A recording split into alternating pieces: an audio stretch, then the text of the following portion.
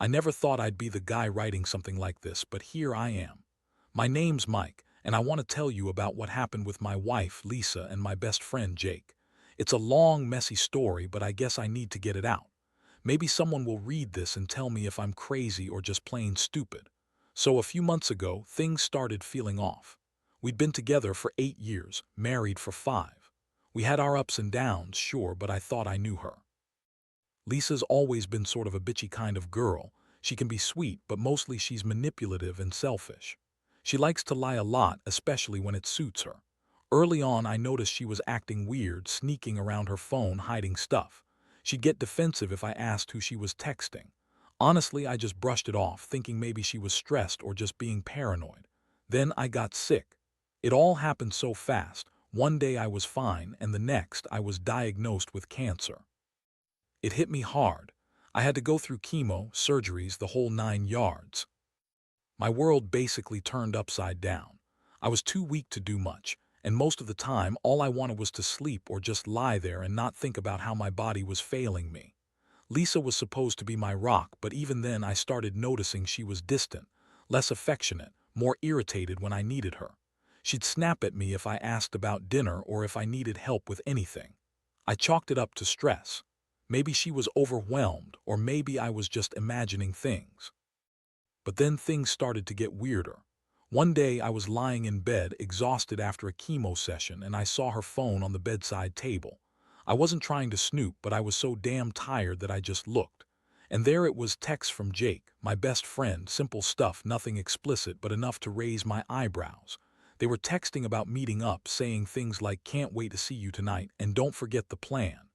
I thought, plan? What plan? My stomach clenched. I didn't say anything at first, but I kept an eye on her after.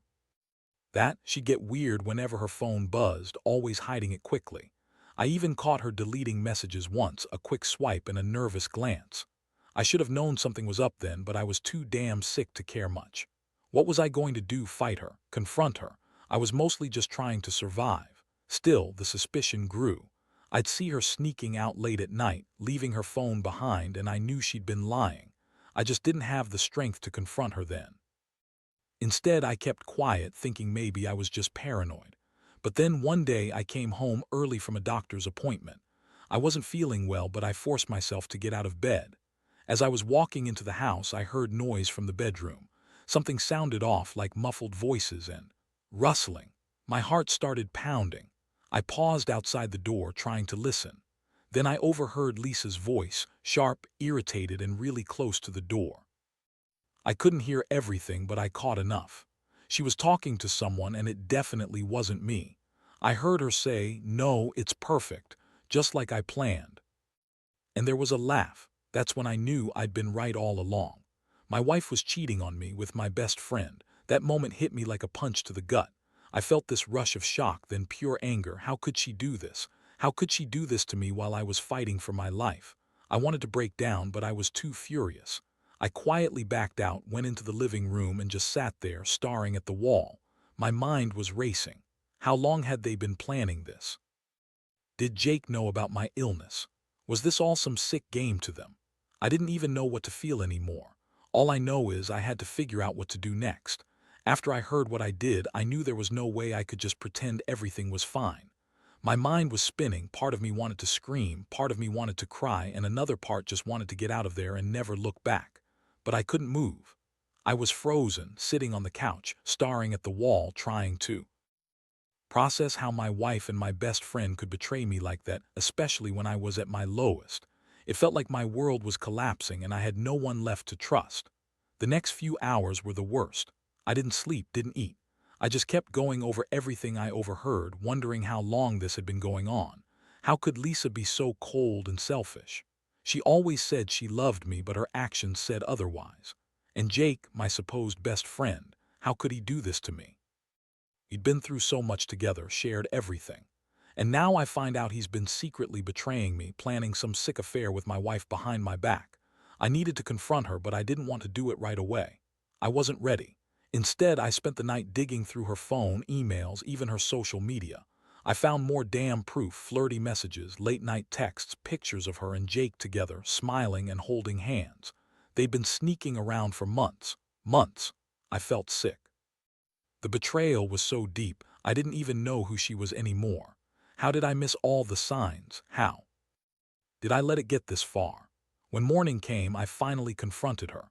I told her I knew everything, that I'd overheard her and Jake talking. Her reaction, total denial. She played the innocent victim, saying I was paranoid, that I was imagining things, that she loved me and would never cheat. She called me crazy, said I was overreacting because I was sick and stressed. She told me I was accusing her of something she didn't do, that I was just jealous and insecure. It was classic Lisa, blame shifting, twisting the story, trying to make me feel crazy.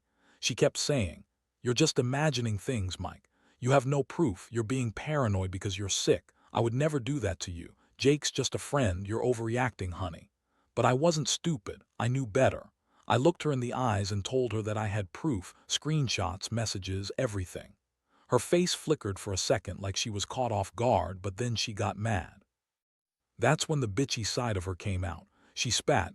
"Oh, so now I'm a liar. You think I'd cheat on you while you're sick? That's pathetic.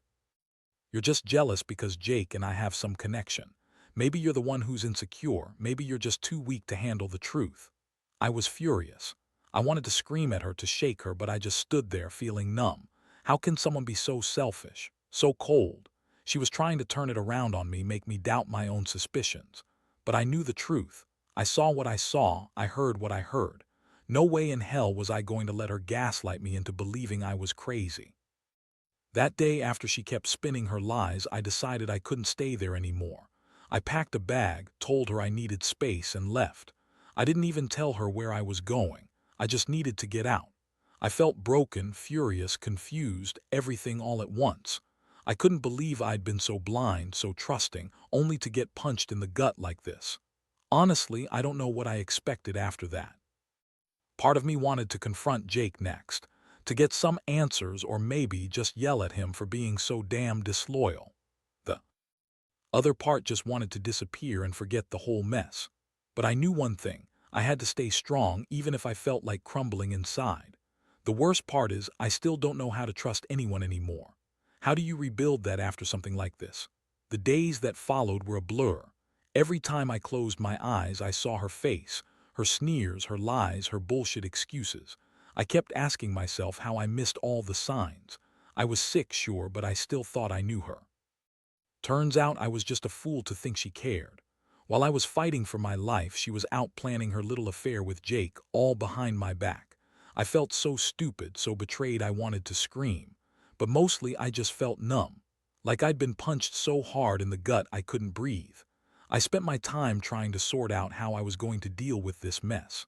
Should I confront them again? Should I just cut ties and walk away? One thing I knew for sure: I couldn't stay under the same roof with her. Not anymore. I found an apartment nearby and moved in a few days later.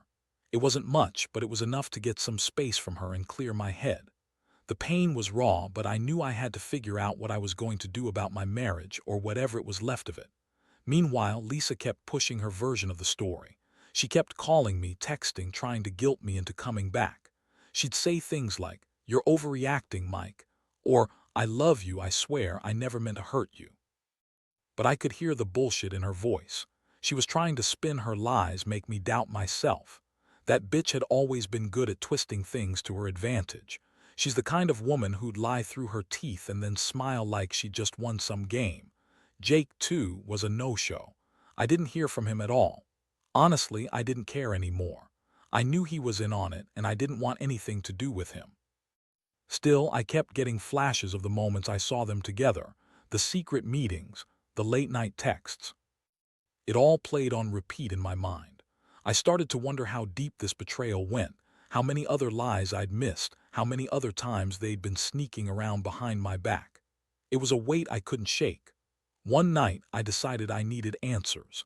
I reached out to a private investigator just to see if there was anything else I was missing. I knew it was petty, but I had to know for sure. The guy did some digging, and what he found out was worse than I thought. Lisa and Jake had been planning this from the start, even before I got sick. They'd been messaging every day, making plans to meet, talking about finally being free after I was gone. I felt my stomach turn. They weren't just cheating, they'd been plotting to leave me probably while I was too weak to fight back. That realization hit me hard. The betrayal wasn't just about sex. It was about complete disregard for what I was going through, for our life together. They'd used my illness as some kind of excuse, a reason to justify their actions. I'd been so caught up in my fight with cancer that I missed how cold and calculating they really were. It made me question everything I ever believed about our relationship, about friendship, even about myself. I started to wonder if I'd been naive, if I'd been blind to the truth all along. How could the people I trusted most turn out to be the people who hurt me the worst? I started feeling anger, not just at Lisa and Jake, but at myself for letting it get this far. How did I let her manipulate me, lie to my face, and then turn around and cheat? How did I not see the warning signs? I was angry, sad, and so damn betrayed that some days I didn't even want to get out of bed. But I knew I had to face it. That's when I started planning my next move, something she definitely wouldn't see coming. I didn't want revenge for revenge's sake, but I needed her to understand that she couldn't get away with this. Not without consequences. After I got the proof from the private investigator, I felt a strange mix of relief and rage. Relief because I finally knew the truth, and rage because I'd been so blind. So stupid to trust her in the first place. The fact that she and Jake had been secretly planning this from the start made it even worse. It was like they'd been plotting to destroy what little was left of my life during my fight with cancer. I don't think I've ever felt so furious in my entire life. That night, I sat alone in my new apartment, going through everything I'd uncovered. I looked at the screenshots, the emails, the texts. Every message confirmed one thing. Lisa and Jake had been in on this together from the beginning. They'd been pretending to care, pretending to love me while secretly planning their betrayal. The thought made me sick. I felt so hurt, so angry. How could someone I trusted, how could my wife, my best friend, turn out to be so merciless? I kept asking myself if I'd missed the signs, if I'd just been a fool all along. But I wasn't going to let them get away with it. Not without a fight. The next morning I decided I'd confront her again. This time I was ready. I knew what I wanted to say. I texted her, a short, cold message. We need to talk face to face. I wanted her to see me, to know I wasn't going to be the naive fool anymore. When she replied, she played innocent again, trying to deny everything. She called me crazy, said I was making stuff up, that I was paranoid because I was sick. But I didn't buy any of her bullshit. I arranged to meet her at a coffee shop nearby. When she showed up looking smug, I just cut right to the point. I laid out all the evidence, the messages, the emails, the proof I had collected. Her face first flickered with panic, then anger, then she started crying fake tears. I knew that. She tried to deny everything, tell me it was all a mistake, that Jake was just a friend, that I was overreacting. But I'd heard enough. I told her I wasn't buying her lies anymore. I told her I knew about her affair and her plans to leave me while I was busy battling cancer. Her reaction was uglier than I expected. She got defensive, then outright bitchy. She spat at me. You think I owe you anything? You're pathetic. You're sick, weak. And I've had enough of your bullshit. Honestly, I was stunned. I'd never seen her so vindictive. She accused me of being jealous, insecure, and said I was just angry because I was losing her. That was her go-to, blame shift, make me the bad guy. I could see she was trying to manipulate the situation, trying to turn everything around on me. But I didn't let her. I told her I was done, that I wanted no part of her lies anymore, and that I'd be filing for divorce as soon as I could. The thing is, I didn't do it just out of spite. I wanted her to understand how deep her betrayal cut, how much pain she'd caused me, especially knowing I'd been so vulnerable. I felt like I'd been punched in the stomach every day since I found out. But I also knew I couldn't keep living in that chaos. I had to think about my recovery, my future. And that meant cutting her out of my life completely. After that confrontation, I left the coffee shop and didn't look back. I went straight to a lawyer, started the divorce process. I knew it was the only way. I could start healing from this. I was broken, yeah, but I was also angry enough to fight for myself. Every day now is a struggle, but I refuse to let her or Jake ruin me completely. I realize I've been through hell, but I also know I'm stronger than I thought. I don't know what the future holds, but I do know I have to rebuild from this chaos. I learned that trust is fragile and some people, like Lisa and Jake, are just plain poison. I have to move on, even if it hurts. The weeks that followed were the hardest of my life. I filed for divorce, and the legal process dragged on longer than I expected, but honestly, I didn't care about the paperwork. What mattered was that I was finally free from the chaos she brought into my life. Still, every day was a reminder of how deeply I'd been betrayed. I'd spend hours replaying everything in my head, her lies, her sneers, the secret meetings with Jake. It was like a bad movie I couldn't turn off, and it haunted me. One thing I did know, I had to start rebuilding myself. I threw myself into therapy, trying to process everything. I needed to understand how I'd let this happen, how I'd been so blind. My doctor also helped manage my health, which was still fragile. I was essentially starting over piece by piece. And surprisingly, I began realizing that I wasn't entirely broken. Yeah, I was hurt, betrayed, and angry, but I was still here, still fighting. In the process, I reached out to some old friends, people I'd lost touch with over the years. I needed support, and honestly, some of them were shocked by what I'd gone through. They told me I deserved better, that I shouldn't let her or Jake define me. It helped more than I expected. I started going out more, doing things I enjoyed, hiking, going to the gym, reconnecting with interests I'd set aside. Slowly, I felt myself coming back to life. I realized I was stronger than I thought, not just because of my health struggles, but because I was surviving this betrayal. I also started dating again, but slowly. I wasn't ready for anything serious right away. Still, it made me feel alive, that there was hope outside of this nightmare. I met some good people, women who did lie, who didn't manipulate, who genuinely wanted to get to know me. It helped me rebuild my confidence. I learned that trust is a fragile thing, but it's also something you can rebuild, even after someone you love destroys it. I know now that I can't control what others do, but I can control how I respond. Looking back, I realize that this whole experience has changed me. I see the world differently now. I see how some people are just plain selfish and manipulative, but I also see that I have a resilience I didn't know I had. I've learned the importance of trusting my instincts and listening to my gut.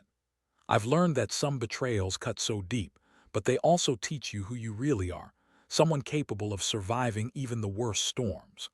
Most importantly, I've learned to forgive myself for trusting too easily and to focus on my healing. I don't hate Lisa or Jake anymore. I just feel sorry for them for being so selfish and cowardly. They lost the best thing they ever had, me, and I've made it clear to myself, I won't let their betrayal define my future. I'm moving forward one step at a time, stronger and more aware. And if there's one thing I want to tell anyone reading this, it's this. Never let someone's betrayal destroy your sense of self. You're worth more than that. Now, looking back, I realize that what I went through was brutal, but it also opened my eyes in ways I never expected. I used to think that trust was a given, that if someone said they loved you, that was enough. Turns out, trust is something you earn, and sometimes even the people closest to you can betray you in ways that cut so deep, they leave you questioning everything. But in the end, I learned that the only person I truly need to rely on is myself. My strength, my resilience. That's what got me through this mess. I don't dwell on the past much anymore. Sure, the betrayal still hurts, but it's a different kind of pain now, one that reminds me of what I've survived and how much I've grown. I've learned to value honesty, loyalty, and authenticity, and I refuse to settle for anything less. I want genuine connections, people who won't lie to me or use me when I'm vulnerable. Most importantly, I've learned that I don't need someone else's validation to define my happiness. I've found peace in my own company, and I've rediscovered what it means to be truly alive. Cancer almost took my life, but it also awakened something in me. The realization that I deserve better, that I won't let betrayal or lies take me down. So, if you're ever betrayed like I was, remember this. It's going to hurt bad, but you're stronger than you think. Trust is fragile, yes, but you can rebuild it starting with yourself. Don't let the lies of others turn you into someone you're not. Keep fighting, keep healing, and never forget that your value isn't determined by the people who hurt you. It's determined by how you pick yourself up and move forward. And that's exactly what I plan to do.